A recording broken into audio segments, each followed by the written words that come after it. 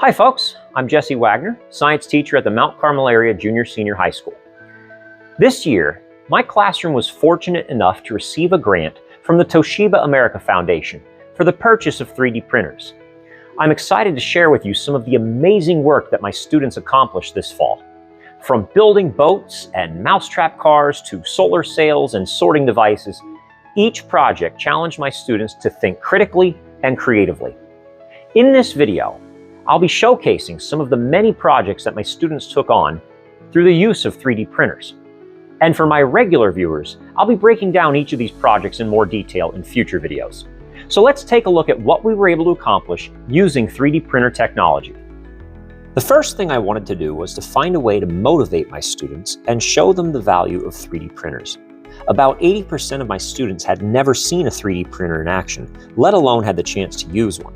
So, I spent much of my summer designing various classroom decorations and conversation pieces on my home printer. When they walked into my room in August, I wanted them to feel something new.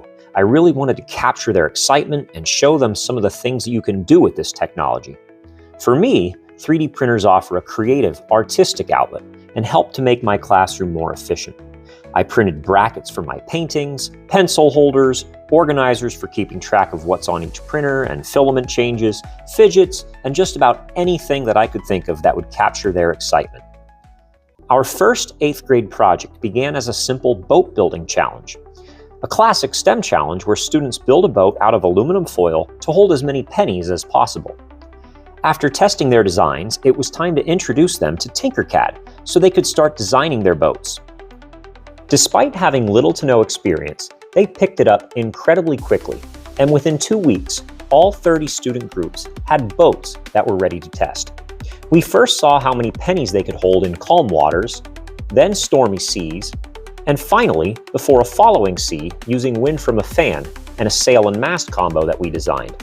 While the designs were relatively simple, we now had a framework upon which to build our next project. Next, I had my 8th grade students design 2-dimensional atoms. They had to include the symbol, element name, and classification as a metal or non-metal. We assigned each a different color. The purpose of this activity was to show how atoms bonded. We cut out different shapes in the metals and non-metals and made different connectors that allowed metals to bond to non-metals and for 2 non-metals to bond together. We also included a few noble gases, which can't bond, and designed a nifty carrying case. This kit became pretty popular among my students, as well as our senior high chemistry teachers. We also printed smaller versions of some of the atoms for an activity modeling conservation of mass. This really helped visualize atoms in a unique way. We used a very similar template in my Earth and Space Science class for senior high to create stars. We included their name, surface temperature, and luminosity, and selected colors based on their spectral classes. This allowed us to create a large Hertzsprung-Russell diagram that shows the main sequence, the white dwarf region, as well as the giant branches. After we finished learning about stars and the vastness of space, my Earth and Space class took on a project designing solar sails. In the past, I've tried this using cups and cardboard, but the 3D printers allowed us to design a durable, lightweight, and fully customizable block to build our solar sails around. Traveling across 30 feet of fishing line using a shop vac, students simulated the solar wind as they propelled their spacecraft towards the nearest star system, Proxima Centauri. In the end, one of the 6 groups was successful in achieving interstellar travel. As the solar sails wrapped up, my 8th grade classes were about to take on one of their biggest engineering activities that they've ever faced. After learning about heterogeneous mixtures, students had to design a sorting device out of a cereal box. While it can be done without the use of 3D printed parts, it's so much easier to print filter pieces to their exact specifications, instead of simply poking holes in cardboard. Students had to sort a mixture of beads, marbles, coins, and dice. They used micrometers to measure the thickness of each object, and many of them chose to design filters using Tinkercad.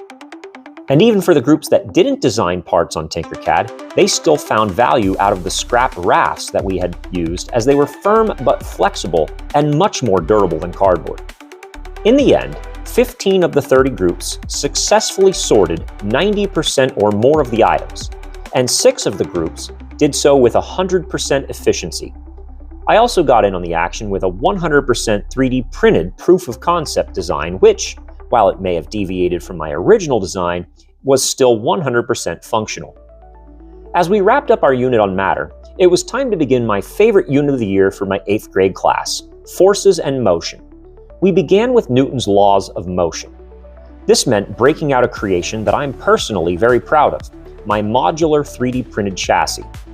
This frame comes in a short and long version, and as you will see, it's very versatile. It can use dowel rods or any 3/16 diameter round bar for axles and a series of interchangeable wheels which I remixed from files online.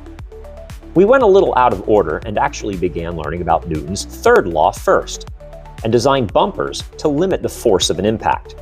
Our goal was to create bumpers that would limit impacts to under 10 newtons when rolled down a ramp into a force sensor. I designed and printed 30 blank bumper mounts, which attached to the modular chassis using machine screws and lock nuts. We also 3D printed a weight sled that holds a 200-gram mass to give the cars a bit more momentum. In the end, about a third of the groups were able to register an impact of under 10 newtons.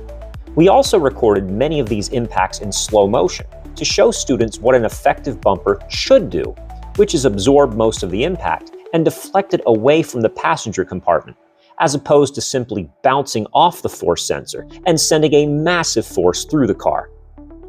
We can also model Newton's third law using sails that mounted to the chassis as an attachment I designed. This also teaches students about unbalanced forces and acceleration. It's an optimization problem, as more mass results in less acceleration. Although we had not quite yet discussed Newton's second law, it helped lay the groundwork for things to come. For Newton's first law, we investigated the importance of proper vehicle safety, specifically seat belts. We designed a seat for a passenger to sit in and took some creative liberties, making a steering wheel, pedals, and a shifter. Students demonstrated the law of inertia by simulating a front-end impact and seeing that the crash test figures they created remained in motion after the car came to a stop. We then used a seatbelt to buckle them into the car and show the importance of wearing them every time you get into a vehicle. Unsurprisingly, students observed how seatbelts are meant to retain you in a vehicle, even in the most violent collisions. Next, we investigated Newton's second law. This time I designed different sleds to hold various masses. We suspended a small 50-gram mass on a rope that ran through a hole in the front bumper. Students observed that even a small mass can cause the heaviest vehicles to accelerate, but that they accelerate at a rate proportional to their mass. Students also tried adding more mass to the string and removed all mass from the car for the largest acceleration. I myself wanted to test the durability of our cars, and so I gave them permission for a full send. And I must say, I'm pretty impressed with how the cars held up. Despite all the rigorous testing over several days, none of the 30 chassis suffered from even a crack in the bumper or the chassis. Finally, it's time to take a look at how 3D printing was used for my favorite design project of the year, Mousetrap cars. Using the longer version of the modular chassis, students attached mousetraps to the front of the car and a dowel rod using a connector we designed. They get to choose their wheels and axles, as well as the placement of the rear wheels as they investigate the conversion of potential energy into kinetic energy. They also consider the effects of friction and rotational inertia. What I love about this project the most is that there are just so many variables to consider. I've been building Mousetrap cars for the better part of 20 years, and I'm always amazed to see what students can come up with. In the end, it was a 3D printed car designed by an 8th grade group of students that set the new school distance record. I'm very proud of everything that my students were able to accomplish through the use of these printers, and this is only the beginning. I cannot overstate how proud I am of my students for bringing their creativity to life through the use of these printers. This would not have been possible without the grant from the Toshiba America Foundation. Huge thanks to everyone at the Mount Carmel Area School District and our amazing supporters outside of school who helped make this happen. Don't forget to like and subscribe, as I'll be diving into each of these projects and more in upcoming videos. Until next time.